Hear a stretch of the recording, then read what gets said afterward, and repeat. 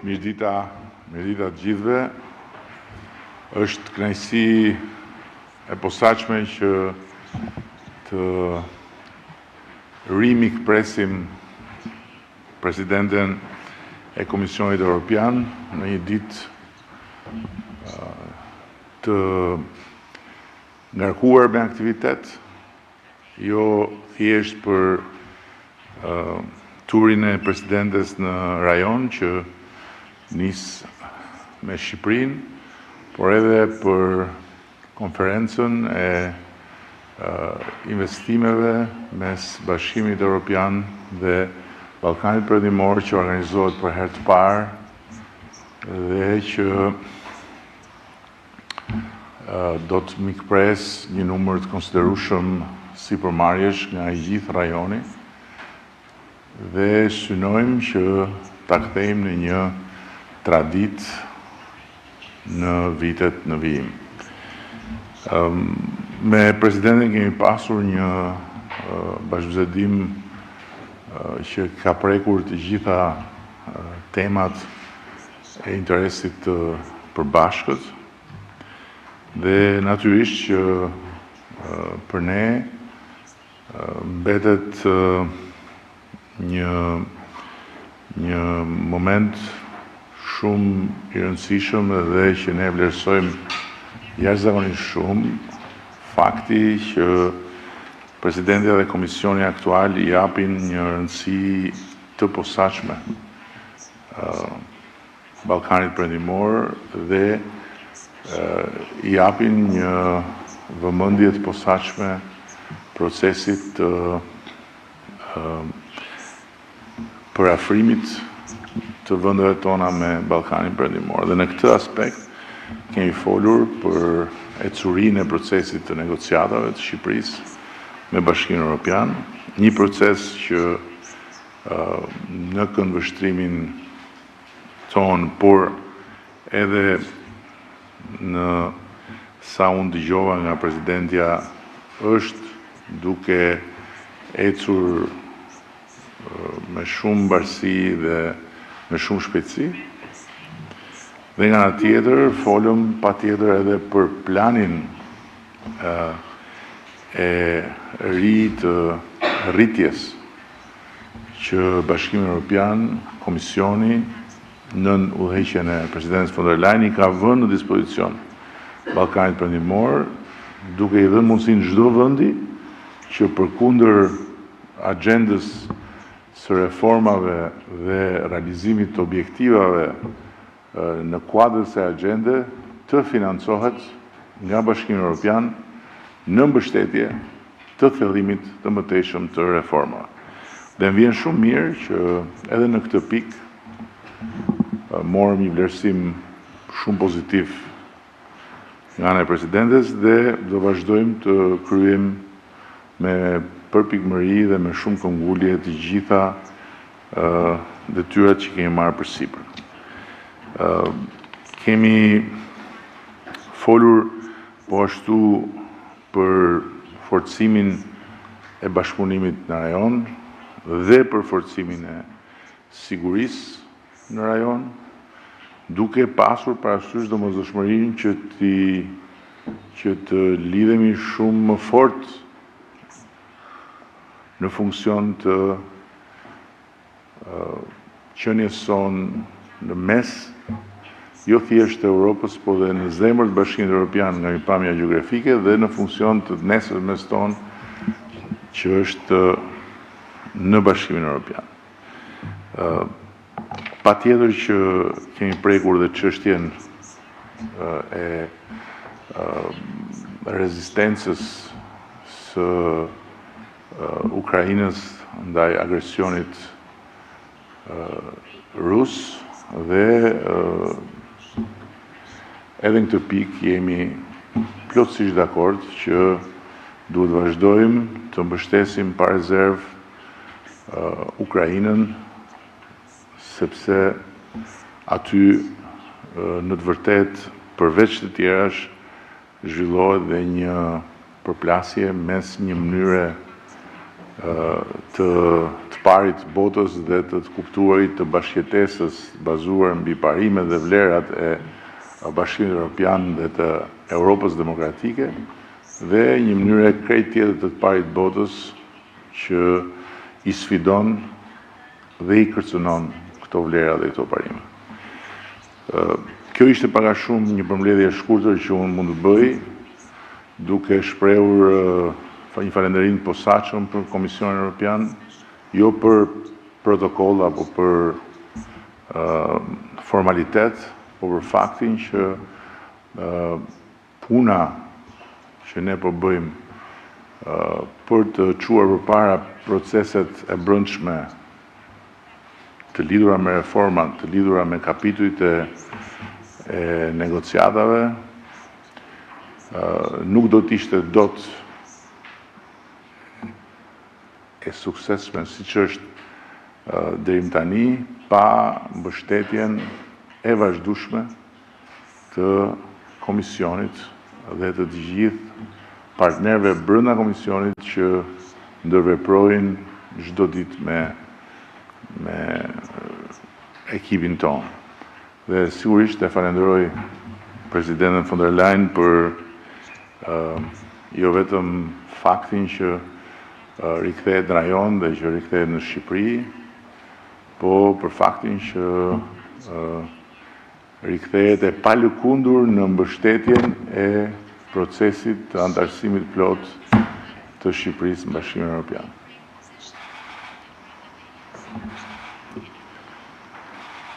Thank you very much, Prime Minister. Dear Eddie, it's a Ministri pleasure dashur, to be back. Edi, është një kënaqësi që të kthehem përsëri në Shqipëri dhe është një kënaqësi që ta filloj turneun tim vjetor të Ballkanit Perëndimor këtu në Tiranë. Mesazhi im I parë është mjaft I qartë. Shqipëria është në rrugën e duhur drejt Bashkimit Evropian. Ju keni bërë një rrugë shumë të gjatë, keni bërë progres, por unë tani dua të theksoj që është një progres I mrekullueshëm, një shpejtësi rekord dhe një përshpejtim shumë të vërtet në 3 vitet e fundit. 5 nga 6 grup kapitujt janë tashmë të hapura, ne planifikojmë që të hapim të fundin këtë vjesht dhe unë e di edhe përpjekjen tuaj personale, zoti kryeministër, edhe ju dhe të ekipit tuaj që keni investuar në këtë udhëtim. Qëllimi juaj është që të mbyllni negociata deri në vitin 2027. Kjo në fakt është ambicioze, por ne na pëlqen ambicia. Dhe dëshiroj t'ju siguroj që ne jemi të gatshëm, do t'jemi me ju në çdo hap të vetëm të kësaj rruge, sepse me momenti gjeopolitik është tani këtu. Agresioni I Rusisë kundër Ukrainës ka riformësuar kontinentin tonë dhe çdo komb evropian duhet të zgjedhë vendin e tij. Dhe gjithashtu Shqipëria e ka bërë zgjedhjen e saj mjaft të qartë. Ju jeni plotësisht në përputhje me politikën e jashtme dhe të sigurisë të Bashkimit Evropian dhe së bashku ne veprojmë si një. Kjo nuk që të afrohemi Bashkimin Evropian nuk ka të bëjë vetëm për politikat, por ka të bëjë edhe për një biznes të zgjuar dhe këtë do ta diskutojmë sot në konferencën e investimeve më vonë sot. Dhe në të vërtetë, 2 vjet më parë ne lançuam planin e rritjes për Ballkanin Perëndimor dhe parimi I këtij është mjaft I qartë. Ekonomia juaj ka fituar akses në tregun tonë të përbashkët dhe në investime të reja të BE-s. Dhe në këmbim ju zbatoni reforma kyçe. Dhe kjo është se si ne marrim një situatë shumë të mirë në Ballkanin Perëndimor dhe në tregun e vetëm të Bashkimit Evropian. Pra, dyart e sektorit të tregut të vetëm janë të hapura kompanive tuaja, por edhe për kompanitë tona, sepse kemi një treg të tërë të gjerë të përbashkët. Pra është një situatë win-win. Dhe plani I rritjes në fakt potenciali I tij ka potencialin që të dyfishoj ekonominë e vendeve të Ballkanit Perëndimor në këtë dekadë. Ne shikojmë që tashmë ka filluar të japi rezultatet e saj, dua të jap 3 shembuj koncize. Shembulli I parë, ju keni bërë një progres shumë të fortë në reformat kyçe. Në sajt të kësaj unë jam shumë e kënaqur që të them dhënien e 100 milion eurove dhe tani kemi për ta zbatuar këtë plan Dhe tani që jemi në rrugën e duhur, kjo është rruga për që Shqipëria të aksesojë të gjithë fondin në bazë të planit të rritjes. Ka rreth 1 miliard euro, afërsisht 1 miliard euro. E dyti është në fakt fusha e pagesave të euros së vetme dhe më kujtohet 2 vite më parë kur ne folëm që Shqipëria do të bëhej pjesë e SEP-s, sistemit të pagesave. Në atë kohë, kjo dukej si në fakt një projekt mjaft ambicioz dhe mjaft sfidues, por 2 vite më parë ju e realizuat atë, bë që të ndodhi ky veprim, që prej vitit të javës së kaluar, transferimet e parave midis Shqipërisë dhe Bashkimit Evropian janë shumë më të sigurta dhe shumë më të lira. Pra kjo është një avantazh shumë i madh për qytetarët dhe kompanitë. Shembullimi i tretë është roaming. Në 2023 këtu në Tiranë ne arritëm një marrëveshje me shumë të rëndësishme me operatorët. Juve ju kujtohet kjo, vitin që do të vi, ne do të heqim të gjitha tarifat e roamingit midis Shqipërisë dhe Bashkimit Evropian. Dhe kjo është shumë e mirë për bizneset, është shumë e mirë për turizmin dhe veçanërisht është e mirë që t'i sjellim popujt tanë dhe njerëzit tanë së bashku. I dashur Edi, zoti kryeministër, mesazhi im i fundit është ky. Ndofta është rasti më i fortë për zgjerimin, nuk është çështja ekonomike apo çështja gjeopolitike, por janë njerëzit. Shqipëria do që e do Europën dhe një studim i kohës së fundit ka treguar që edhe në qoftë se do të bëhej një referendum sot, 90% të shqiptarëve do të votonin për antarësim në Bashkimin Evropian. Dhe përmes gjithë kontinentit, europianët e rinj, të gjithë janë me ne dhe me ju, dhe 2/3 e atyre që janë në moshë nga 15 deri në 40 vjet mbështesin zgjerimin. Dhe kjo është në fakt sinjali më i qartë i të gjithave. Gjenerata jone e re do të jetojë në një Europë, në një bashkim evropian të fortë, të sigurt dhe të bashkuar. Pra i dashur Edi, të uroj çdo sukses që ju të vazhdoni në rrugën tuaj për antarësimin në Bashkimin Evropian, edhe unë do t'ju mbështes në çdo hap në rrugën tuaj. Faleminderit shumë.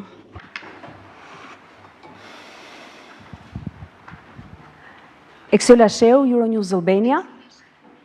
Pyetjen e parë kam për ju, zonja presidente. Për vite me radhë, Bashkimi Evropian ka thënë se dera është e hapur për Shqipërinë, por kjo derë nuk po hapet ende dhe shqiptarët janë lodhur duke dëgjuar vazhdimisht për procese, për kapituj, për negociata. Kur do të hapet kjo derë dhe çfarë ka mbetur ende për të bërë? Pyetja për ju, zoti kryeministër, është për të njëjtën çështje. Ju shpesh keni kritikuar Bashkimin Evropian për burokraci. Sot besoni që Bashkimi Evropian me gjithë burokraci do të mund të antarësojë Shqipërinë në 2030-ën? Faleminderit.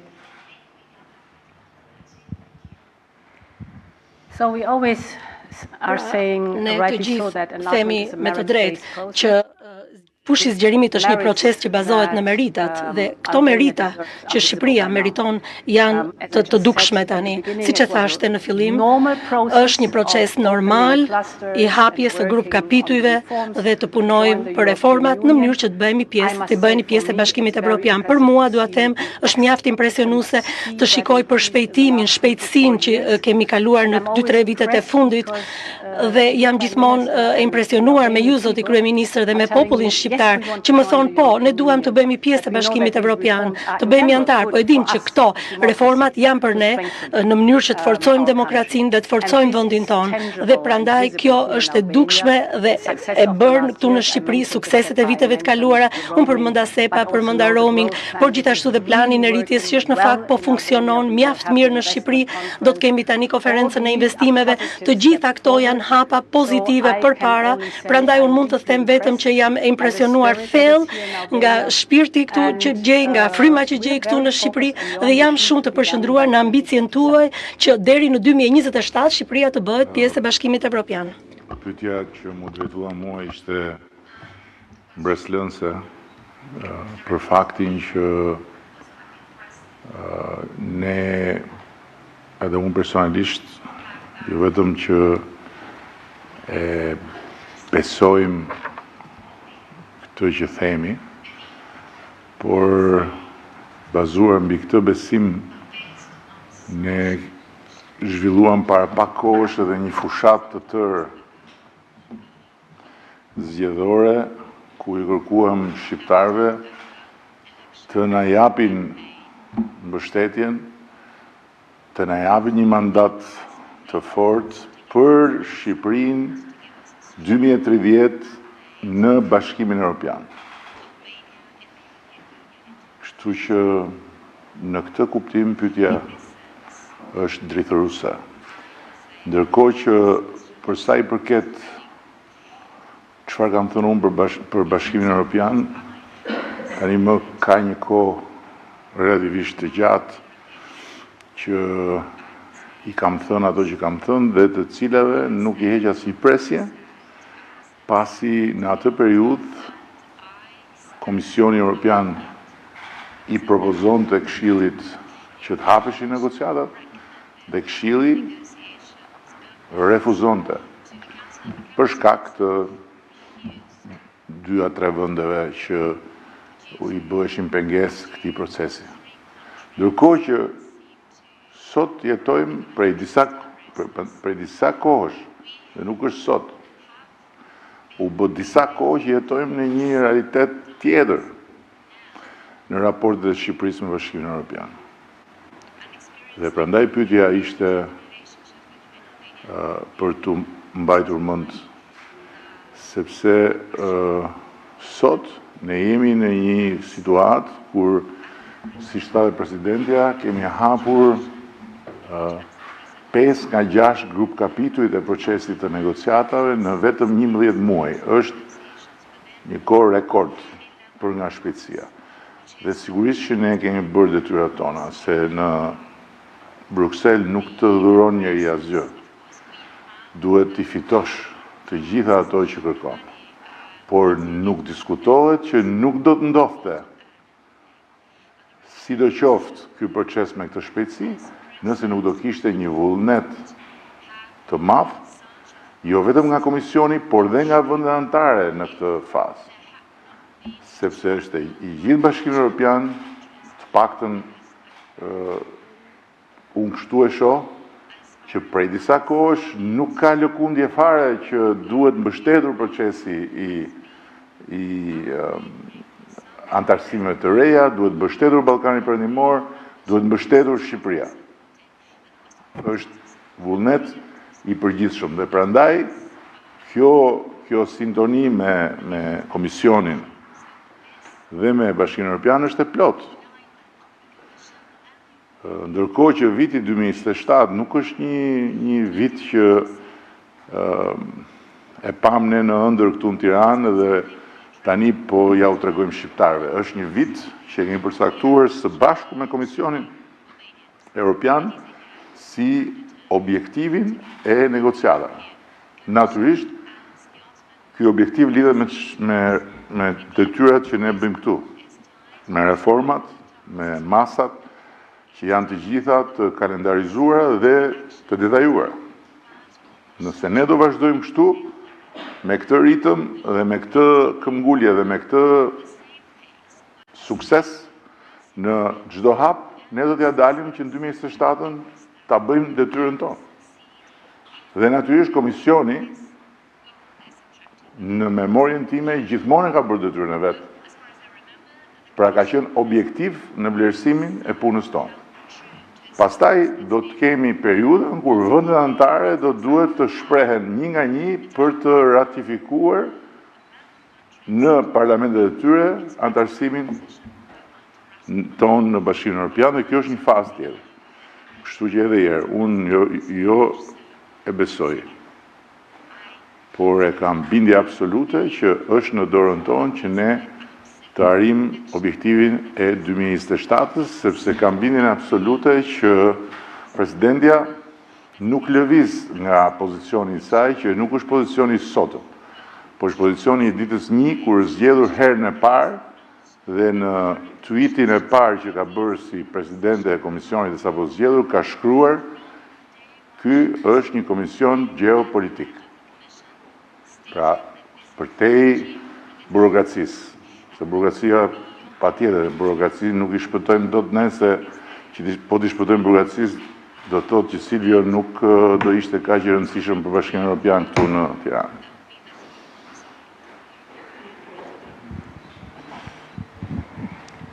Greta Bullari, televizioni ABC News. Pyetja ime është e përbashkët si për ju, Presidente, ashtu edhe për Kryeministrin Edi Rama, lidhet pikërisht me faktin e mbylljes së grup kapitujve të antarësimit. Ju e përmendët edhe gjatë fjalës tuaj edhe përdorët rekord hapjen e grup kapitujve. Ndërkohë, cilat janë parashikimet apo pritshmëritë tuaja për mbylljen e grup kapitujve të negociatave? Cilat janë fushat prioritare që do duhet të ndjek qeveria shqiptare, zoti kryeministër, edhe në koordinim me Komisionin Evropian, dhe zonja Presidente, ju e përmendët dhe gjatë fjalës tuaj që shqiptarët kanë treguar vazhdimisht qoftë nëpërmjet sondazheve, qoftë edhe në zgjedhje që e duan Bashkimin Evropian. Janë këto dy sinjale të mjaftueshme për të arritur edhe përmbyllja e negociatave. Faleminderit.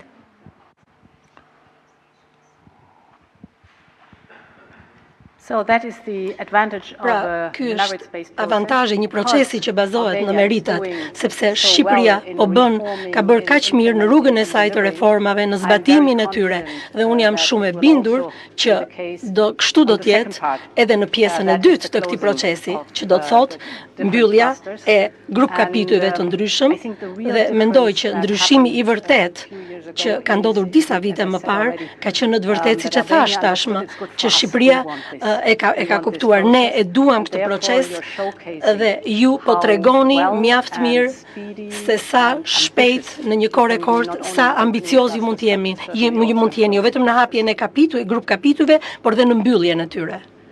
Përgjigja është po aty ku ishte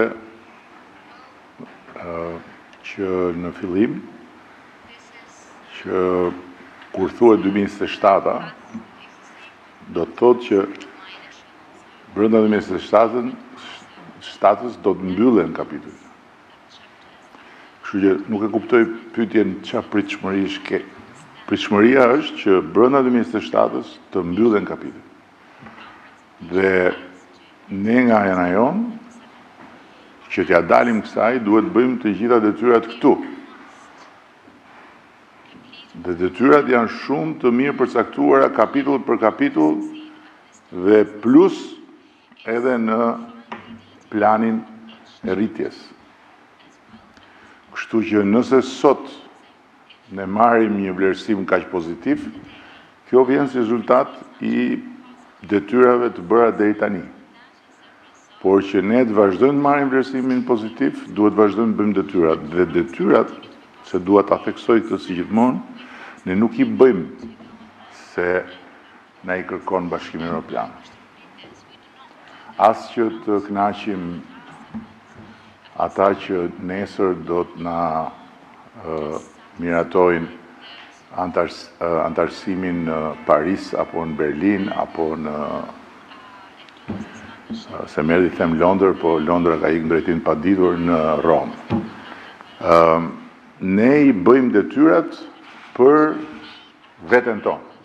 Çdo detyrë që ka ky proces dhe që bëhet këtu me sukses e bën Shqipërinë më të fortë dhe më funksionale si shtet. Për ne procesi i integrimit, i negociatave të antarësimit, i hapjes kapitujve, i mbylljes kapitujve, është proces shtetbërje demokratike. Dhe në fund të këtij procesi, kur Bashkimi Evropian, kur Komisioni thotë ne e mbaruam punën tonë, do të thotë që ne, Shqipëria, për veten tonë marrim një certifikat që në bazë të opinionit Bashkimit të Komisionit Evropian jemi një shtet funksional demokratik. Dhe kjo është për shqiptarët dhe për gjeneratat e tjera. Pastaj, sigurisht si i tillë ne mund të hyjmë në Bashkimin Evropian dhe pastaj vazhdon procesi i përmirësimit, se nuk mbaron kurrë. Edhe gjermanët që janë mbajtur për dekada të tëra si më të përsosurit, nuk janë aq të përsosur sa i dinim. Edhe tani po e kuptojnë dhe vetë. Domethënë është proces. Nuk është një gjë që mbaron. Por ama për ne është fat që jemi në mes të Europës dhe që kemi Bashkimin Evropian që na shoqëron në këtë proces. Se nëse do ishim jashtë këtij kontinenti dhe s'do kishim Bashkimin Evropian, ne do kishim të pamundur që të bënim një shtet funksional demokratik për 1001 arsye. Shumë faleminderit. Thank you so much. Go in the front row.